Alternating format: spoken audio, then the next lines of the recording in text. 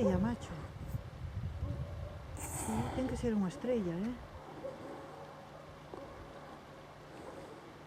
Eso os astrónomos, ou como son os astrólogos. Mírala. Mira aquí, mira ahí. Eh?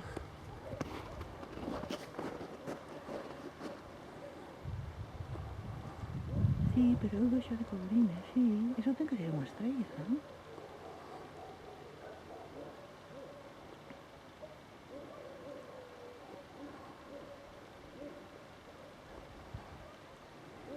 Non sei. Veñen os marcianos a por nós.